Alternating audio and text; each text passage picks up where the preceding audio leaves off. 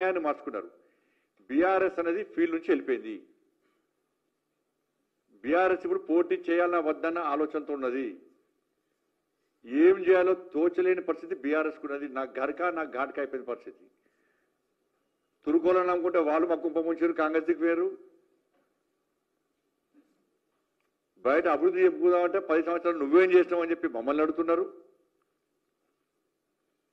ఇటువంటి పరిస్థితుల్లో BRS field నుంచి పక్క జరిగింది, అవుట్ అయిపోయింది. బీఆర్ఎస్ ఫీల్డ్లో లేదు.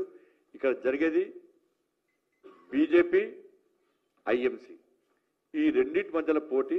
నేను జూబ్లీహిల్స్ ప్రజలకు విజ్ఞప్తి చేస్తున్నా, మీరు భారతీయ జనతా పార్టీ వైపు ఉంటారా, ఇండియన్ ముస్లిం కాంగ్రెస్ వైపు ఉంటారా? మీరు నిర్ణయం తీసుకోండి. మీకు అభివృద్ధి కావన్నా, అరాచకాలు కావన్నా అర్థం చేసుకోండి. కాంగ్రెస్ గెలిస్తే ఎంఏం పార్టీ గెలిచినట్టే.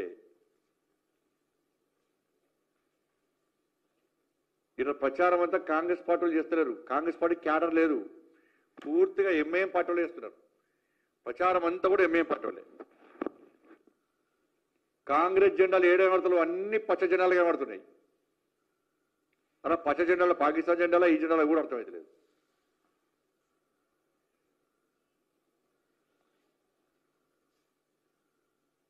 రాష్ట్ర ముఖ్యమంత్రి ఇక దిగజారి ముఖ్యమంత్రి హోదా లెక్క వివరించకుండా కాంగ్రెస్ అంటేనే ముస్లిం అట, ముస్లిం అంటేనే కాంగ్రెస్ అట. ఈ దేశ జవాన్లను కించపరిచే విధంగా గతంలో కేసీఆర్ గిదే మాట్లాడాడు. సర్జికల్ స్ట్రైక్ దోమ చచ్చిపోయిందా, ఈగ చచ్చిపోయిందా, కేసీఆర్ ఫామ్ హౌస్ పరిమితమైంది. ఇలా సేమ్ ఈ రాష్ట్ర ముఖ్యమంత్రి కూడా ఇలా పాకిస్తాన్ను ప్రోత్సహించే విధంగా ఈ దేశ జవాన్లను హేళన చేసే విధంగా ఈ దేశానికి వ్యతిరేకంగా వ్యాఖ్యలు చేసే స్థాయికి వచ్చిందంటే మీరు అర్థం చేసుకోండి. నేను కాంగ్రెస్ పార్టీ కార్యకర్తలు విజ్ఞప్తి చేస్తున్నా, మీరు ఎట్టి మీద గెలవరు, బీజేపీ గెలవబోతున్నది. ఇక్కడ కాంగ్రెస్ పార్టీ గెలిస్తే కాంగ్రెస్ పార్టీ గెలిచిందని చెప్పుకోరు, ఎంఏఎం పార్టీ గెలిచిందని మాత్రమే మా నాయకులు చెప్పుకుంటారు, రాసి పెట్టుకోరు. అది అంతా అవసరమా మీకు కాంగ్రెస్ పార్టీ క్యాడర్?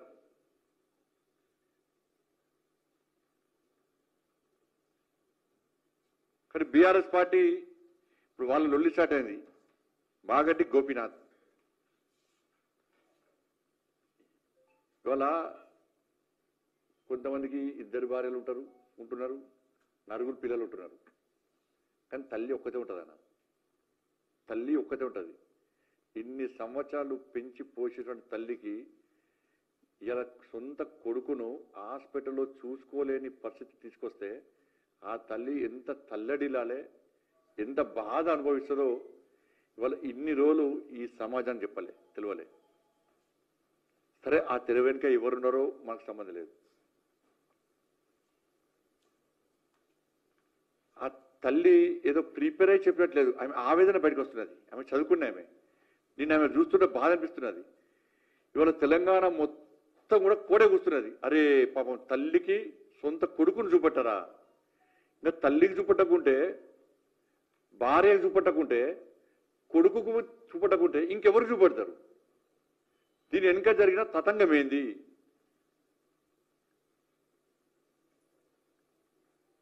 తల్లి డైరెక్ట్ కేసీఆర్ కొడుకు పేరు చెప్పింది. నా కొడుకు మరణము ఒక మిస్టరీ అన్నది. ఏంటి అది?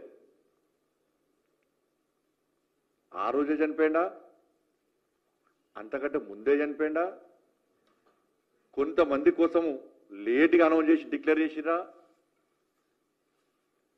దీని మీద విచారణ జరపాల్సిన అవసరం పక్కా ఉంది. హాస్పిటల్ డాక్టర్ల స్టేట్మెంట్ రికార్డ్ చేయాలి, హాస్పిటల్ యాజమాన్యం స్టేట్మెంట్ రికార్డ్ చేయాలి.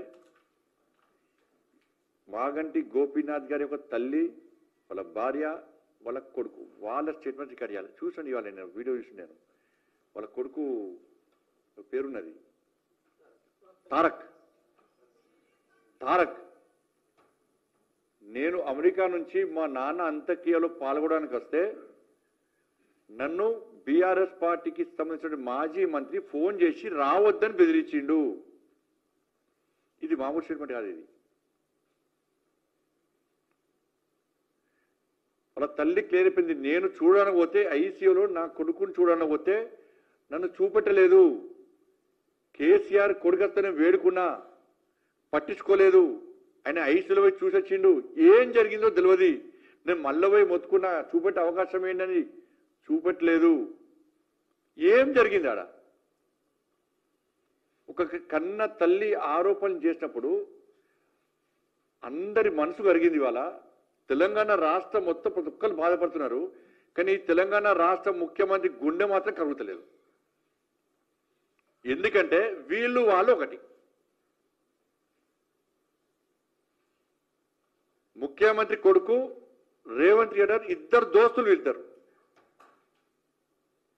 వీళ్ళిద్దరు వ్యాపారాలు, వీళ్ళిద్దరు మన ప్రాపర్టీ పంపకాలు,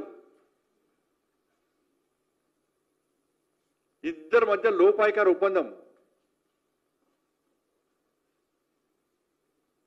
అందుకే డ్రగ్స్ కేసు పోయింది, ఫోన్ ట్యాపింగ్ కేసు పోయింది, ఫామ్ హౌస్ కేసు పోయింది, విద్యుత్ కొనుగోలు కేసు పోయింది, ఈ కార్ రేసు పోయింది, కాళేశ్వరం కేసు పోయింది.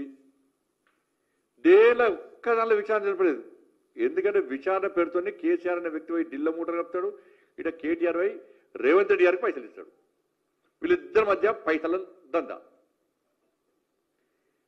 మాగంటి గోపీనాథ్ గారి యొక్క ఈ దీనిలో పూర్తిగా ఎక్కడ వివాదమైంది, ఎక్కడ గొడవలు అవుతున్నాయంటే మాగంటి గోపీనాథ్ గారి యొక్క ఆస్తి పాస్తుల విషయంలో కేటీఆర్కు మధ్య రేవంత్ రెడ్డి మధ్య గొడవలు స్టార్ట్ అయినాయి. ఆస్తి పంపకాల విషయంలో మాత్రమే వీళ్ళిద్దరి మధ్య గొడవలు స్టార్ట్ అయినాయి. ఇద్దరి మధ్య పగలు పట్టింపులు పెరిగిపోతున్నాయి. ఇది 100% వాస్తవము. మాగంటి గోపీనాథ్ గారు చనిపోకముందే, చనిపోయిన తర్వాత కానీ ఆయన ఆస్తులను వీళ్ళిద్దరు పంచుకున్నారు. ఇది కాదని చెప్పండి. వీళ్ళిద్దరు పంచుకున్నారు. మాగంటి గోపీనాథ్ గారు ఆస్తులు ఎన్ని ఉన్నాయి, ఎవరి పేరు మీదకి ట్రాన్స్ఫర్ అయినాయి, ఎట్లా ట్రాన్స్ఫర్ అయినాయి, గొడవ ఎక్కడ జరిగింది,